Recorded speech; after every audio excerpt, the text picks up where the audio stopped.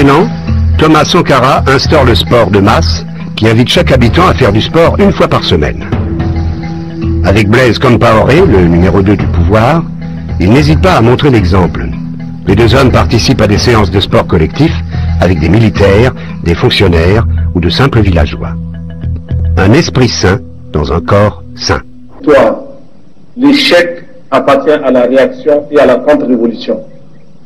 Camarades, l'impérialisme, le néocolonialisme, les élèves réactionnaires, les élèves indisciplinés et paresseux, les professeurs carents, les vomissures de la contre-révolution, les vipères qui s'infiltrent dans nos écoles, les pentades orgueilleuses, les hiboux au regard bruyant, l'anarcho-syndicalisme, la petite bourgeoisie affolée,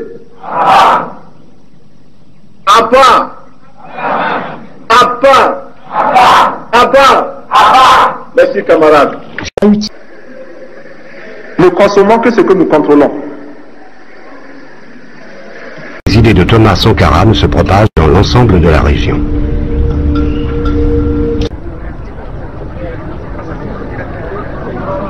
Monsieur le Président, bienvenue au Burkina Faso. Fin 1986, Thomas Sankara accueille François Mitterrand à Ouagadougou et intensifie son implication dans les affaires internationales.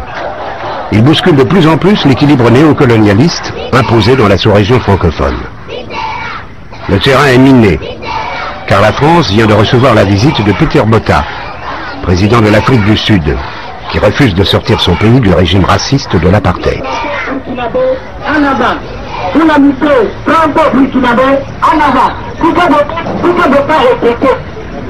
Des tueurs comme Peter Botha ont eu le droit de parcourir la France si belle et si propre. Ils l'ont taché. Ils l'ont taché de leurs mains et de leurs pieds couverts de sang. Et tous ceux qui leur ont permis de poser ces actes en porteront l'entière responsabilité ici et ailleurs, aujourd'hui et toujours. Je suis comme lui. Il dit ce qu'il pense, je le dis aussi. Et je trouve que dans un certain nombre de ses jugements, il a le tranchant d'une belle jeunesse et le mérite d'un chef d'État totalement dévoué à son peuple. Et moi, j'admire ses qualités qui sont grandes, mais il tranche trop aussi. Il va plus loin qu'il ne faut. Enfin, à mon avis, qui me permettent de lui parler du haut de mon expérience. Peu à peu, Sankara sort le pays de la misère, parvient à l'autosuffisance alimentaire, mais se heurte à la France, qui veut garder le contrôle de ses anciennes colonies, et cherche par tous les moyens à éviter que les idées de Thomas Sankara ne se propagent dans l'ensemble de la région. La France ne comprend pas l'Afrique. Il est grand temps qu'elle la comprenne. Il sera trahi par son plus proche collaborateur, Blaise Compaoré, soutenu par des puissances étrangères. La politique africaine de la France, trouvons très française. C'est-à-dire? C'est-à-dire qu'elle ressemble aux autres politiques françaises. Hier, la France était dans tel ou tel pays d'Afrique pour soit maintenir un chef, un dirigeant ratelé, soit pour débarquer d'une caravelle, un autre que l'on emportait avec soi. Aujourd'hui encore, la France procède ainsi. Les rapports entre Sankara et la France vont s'envenimer quand, après les élections législatives françaises de 1986, le président François Mitterrand doit partager le pouvoir avec la droite. Jacques Chirac, nommé Premier ministre, rappelle aux affaires africaines Jacques Foccart, célèbre monsieur Afrique de De Gaulle, dont il revendique les idées néocolonialistes. C'est l'occasion pour la droite française de renouer le contact avec les présidents de son réseau et de reprendre le dessus dans la gestion des affaires africaines. Félix Houphouët-Boigny, le président ivoirien, digne représentant de cette coopération France-Afrique, instrumentalisé par le réseau de Foccart, voit venir l'occasion de se débarrasser de la révolution burkinabé. Et l'homme qui était chargé du lien, du contact avec le président Houphouët-Boigny, c'était Blaise Compaoré. Et il est apparu assez rapidement que c'était son dauphin.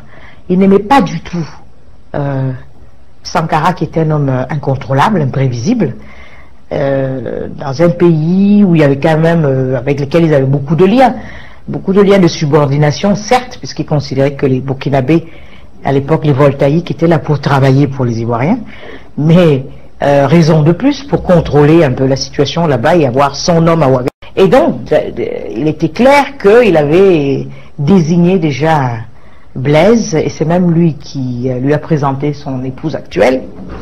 Et donc, Blaise lui doit beaucoup.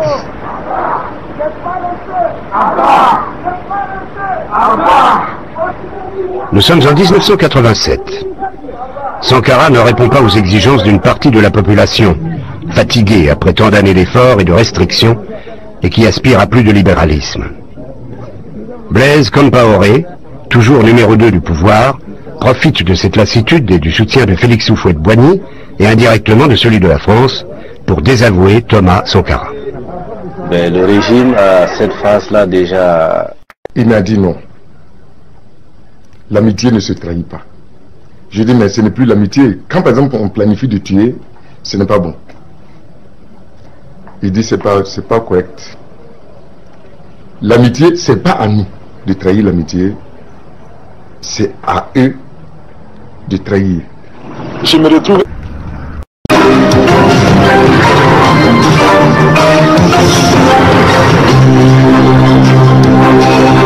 L'Afrique, à nouveau secouée par le démon du coup d'État. La nouvelle a été confirmée ce matin à Ouagadougou. Thomas Sankara, ancien chef d'État du Burkina Faso, l'ancienne Haute-Volta, a été tué hier lors de l'attaque du palais présidentiel. Thomas Sankara, un président pas tout à fait comme les autres. Le 15 octobre 1987, Thomas Sankara est surpris en pleine réunion avec une douzaine de collaborateurs. Des éléments de la garde rapprochée de Blaise Compaoré débarquent et tirent. De son corps, il ne reste plus que des débris. Il est enterré dans la nuit, à la va-vite, comme un chien.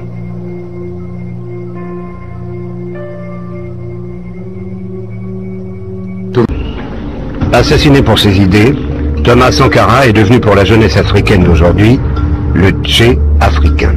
Thomas savait très bien qu'il devait mourir. Et je pense qu'il a accepté le suicide parce que quelque part aussi, ça fait une grandeur. Et le lendemain, Blaise Compaoré s'autoproclame président. Devant la presse internationale, il cherche à se disculper de la mort de son meilleur ami. Vous avez des regrets? D'avoir perdu un ami, bien sûr. Et un regret aussi qu'à un moment de sa vie, il ait pensé à nous liquider. Dommage. Ouais, c'est un peu dommage.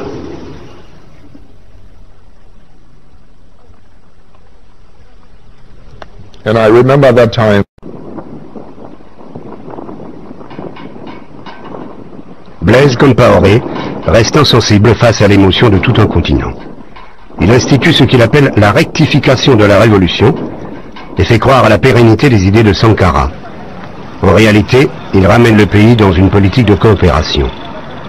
Les gouvernements français et ivoiriens le félicitent. L'image de Sankara est traînée dans la boue. On l'accuse à titre posthume de s'être enrichi sur le dos de la population.